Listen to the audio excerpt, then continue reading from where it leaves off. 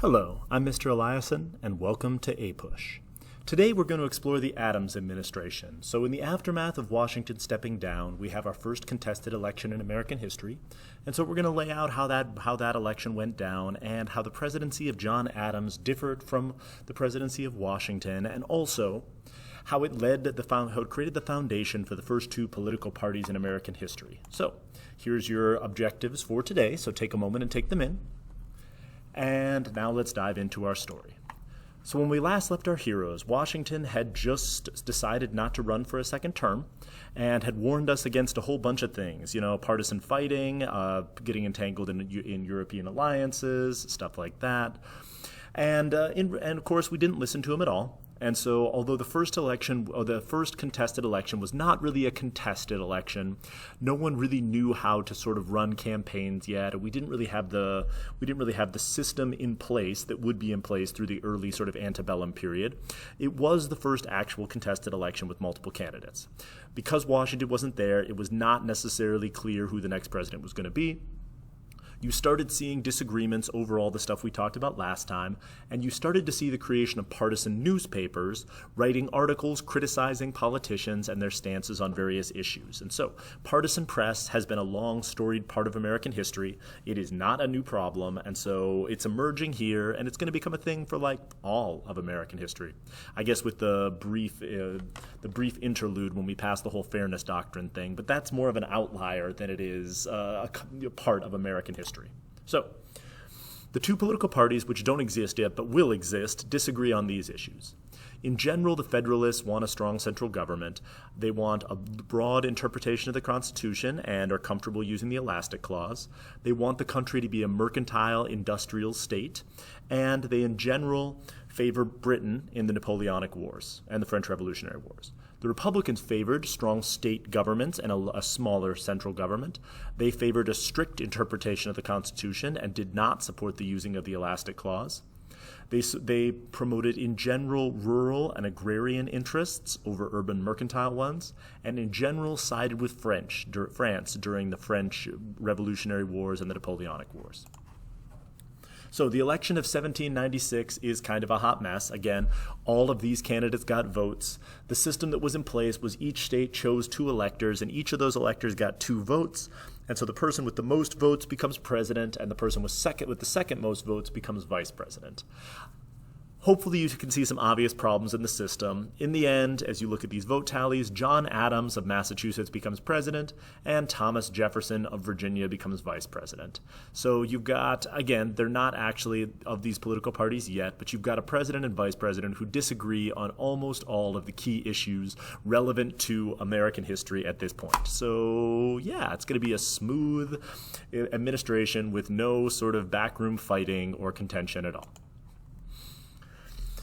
So here's your basic breakdown. In general, the Federalists were stronger in the North, or the people who would become the Federalists are stronger in the North and in urban areas along the coast, and the people who would be the Democratic Republicans are stronger in the South and in western rural regions, which of course makes sense based on their various positions on these issues. The other thing that happens that's noteworthy is Alexander Hamilton falls from grace. The Reynolds pamphlet is printed, so for all of you who watched Hamilton, you already know this part, but Hamilton's response to the whole Reynolds affair is this. Quote, "The charge against me is a connection with one James Reynolds for the purpose of improper pecuniary and speculation. My real crime is an amorous connection with his wife for a considerable time with his privity and convenience, if not originally brought on by a combination between the husband and wife with a design to extort money from me." So, Hamilton was having an affair with some guy's wife, and it absolutely got revealed to the press. This politically destroyed Hamilton because politicians at this time were supposed to be paragons of civic virtue, and cheating on your wife is not particularly civic or virtuous. So Hamilton's going to fall from power here and not have any real elected position. Hamilton, on the way down, is going to take out Adams. Hamilton and Adams never particularly got along, and now that Adams is president, he's going to remove Hamilton from his Treasury Secretary position, and Hamilton's just going to go back to New York and lawyer around for a bit. So here are some of his insults he chucked at Adams. He's pretty cutting. And then the French Revolution is massively heating up. So the first crisis John Adams has to deal with is the French Revolution is greatly expanding. Napoleon is starting to win battles and push back the other coalitionary forces. And so where do we stand on this whole thing? So John Adams, in his special message to the Senate and House, says, quote, "But beside the protection of our commerce on the sea, I think it highly necessary to protect it at home, where it is collected in its most important ports. The distance of the United States and Europe and the well-known promptitude, ardor, and courage of the people in defense of their country happily diminish the prospect of an invasion. Nevertheless, to guard against sudden and predatory incursions, the situation of some of our principal seaports demands your consideration. And, as our country is vulnerable in other interests besides those of its commerce, you will seriously deliberate whether the means of general defense ought to be increased by the addition of the regular artillery and cavalry and by the arrangements for forming a provisional army." So, in preparation for a potential invasion by France or England or someone, we're going to create another standing army. And much to John Adams' chagrin, he wants Washington to lead it, and Washington says that he would, but only if Hamilton is his deputy and right-hand man. Washington is at this point quite old and definitely not up to leading an army, so de facto, Alexander Hamilton becomes the commander of our new national army, which is basically the nightmare of Thomas Jefferson and the Democratic Republicans. So now we've got a standing army, and so here's Alexander Hamilton in Washington, describing that he should be second in command, and by second in command he means in command because, again, Washington is too old to effectively lead this army in battle. And we have an undeclared naval war with France. With Jay's Treaty theoretically normalizing relations between us and the British, now it's primarily the French who are attacking our ships, and so with our brand new navy we have an undeclared naval war having engagements in all of these places that you could see on this map here. So yeah, one of our many undeclared naval wars. Because, of course, you need Congress to declare war. There's enough Democratic Republicans in Congress who are not willing to declare war against revolutionary France. So how do we get around this? Undeclared naval war. Yay! We do try to normalize our relations with France by sending diplomats there, but the weirdly named XYZ affair happens, which further cements the tension between the two sides. At this point, Napoleon is, according to the British at least, plundering his way across Italy. The French Revolution has moved through the Thermidorian phase and is now in the Directory.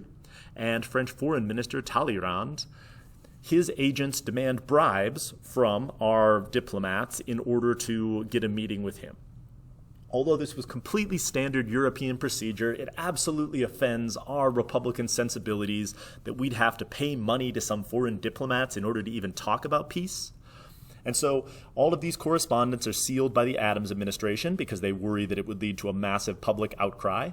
The Jeffersonians believe that Adams is intentionally provoking war with France and demand that these documents be unsealed. And when they're unsealed, it turns out that Adams was trying to hide it because it made the French look even worse. The X, Y, and Z in the XYZ affair were the bribe-seeking French officials. And when the XYZ affair is released, support falls away from Jefferson, and anti-French sentiment sweeps across the country. In response to this, we pass both the Alien Act, which I'll get to in a minute, but also the Sedition Act, quote, "an act for the punishment of certain crimes against the United States." So, we'll just look at number 2 here, because this is the relevant piece. "If any person shall write, print, utter, or publish, or shall cause to procure to be written, published, uttered, or published, or shall knowingly assist in the blah, blah, blah, scandalous and malicious writings against the government of the United States or the President of the United States, which they attempt to defame such government, they shall, quote, be punished by a fine not exceeding $2,000 and imprisonment not exceeding 2 years. So, if you publish anything criticizing the President, you could be thrown in jail or pay a fine. The Alien Act also allowed the president to deport any illegal aliens, namely anyone who we believed was French or working for French interests, and increased the number of years someone had to wait to become a citizen up to 14 years. And so these Alien and Sedition Acts were designed to crack down on any pro-French sentiment. The problem, of course, is in the Constitution we had these things that were supposed to limit the powers of the U.S. government, like pretty early on in the whole thing. I feel like Amendment 1 to the Constitution was something like, Congress shall make no law, quote, abridging the freedom of speech or of the press. So which one is right here?